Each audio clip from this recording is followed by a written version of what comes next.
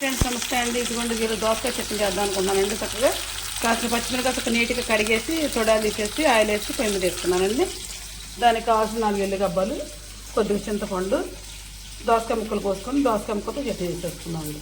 Hi friends నమస్తే అండి. ఈరోజు దోసకాయ చట్నీ చేద్దామని చెప్పి 3 దోసకాయలు వేసుకొని చక్కగా నీట్గా కడిగేసుకొని పొట్టు చేసి ముక్కలు కోసానండి. దానికి 4 ఎల్లిగబ్బలు, కాస్తంత చింతపండు, కాస్త పచ్చిమిరకాయలు తొడాలు చేసుకొని ఆయిల్ వేసి మగ్గబెట్టాను. ఆ వేడి చింతపండు మగ్గుద్దని చెప్పి చింతపండు కూడా పైన పెట్టేసుకున్నానండి.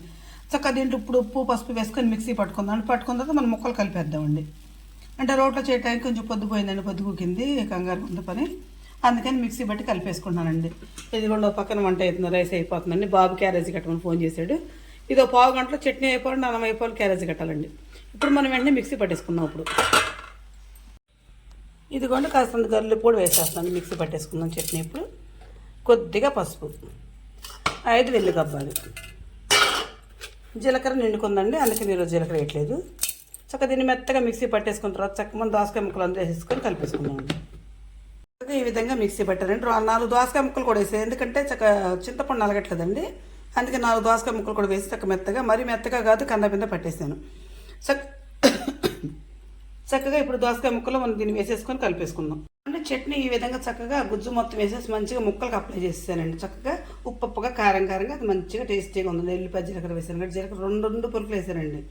4 కనిపిస్తేసి అసలు అయితే అయిపోయింది జీలకర్ర. వెల్లుగబ్బాలతో చక్కగా మంచిగా కమ్మగా చట్నీ మిక్సీ పెట్టా. కాస్త కరివేపాకు, కాస్త 2 ఎండుమిరపకాయలు. ఫస్ట్గా కాస్త 2 ఎండుమిరపకాయలు వేస్తానండి. కరివేపాకు ఏం వేసుకోకపోయినా కరివేపాకు మాత్రం వేసుకొని సూపర్ ఉంటుందండి. ఆరోగ్యానికి మంచిది, కంటికి మంచిది కరివేపాకు. ప్రతి చోట కూడా ఎక్కడున్నా కానీ కరివేపాకు ఎక్కువ వాడండి అని చెప్తున్నారు. ఇదిగోండి ఈ విధంగా తాలింపు పెట్టేసుకున్నాం. దీన్ని మనం ఇప్పుడు చట్నీ తీసుకున్న బౌల్లోకి తీసేసుకుందాం. మరి దీని నిండా దాని నిండా కాకుండా ఒక దాంట్లో అనుకోండి. చక్కగా మనకు తర్వాత తినేటప్పుడు ఒక గిన్నెలో వేసేసుకోవచ్చు. ఇదిగోండి నేనైతే ఈ విధంగా చక్కగా తాలింపు పెట్టాను. శాఖమై చూసిన మొక్కలు మగ్గితే మరి బాగుంటుంది. పొద్దున్న చట్నీ ఒక్కరు ఉంటే మంచి టేస్ట్ అనిపిస్తుంది. ఈ విధంగా చక్కగా 5 నిమిషాలు ఎట్లా చట్నీ ఇట్లా తాలింపు పెట్టేసుకున్న తర్వాత ఆయిల్ మొత్తానికి అయ్యేటట్లుగా చేసేసి దాన్ని అట్లా ఉంచుతా. కాసేపు ఉంచిన తర్వాత ఆ గిన్నెలో తీసేసుకుంటానండి. నేనైతే దోసకాయ చట్నీ ఈ విధంగా చేస్తానండి. మీకు నచ్చితే నాకు ఒక లైక్ ఇవ్వండి. Please subscribe.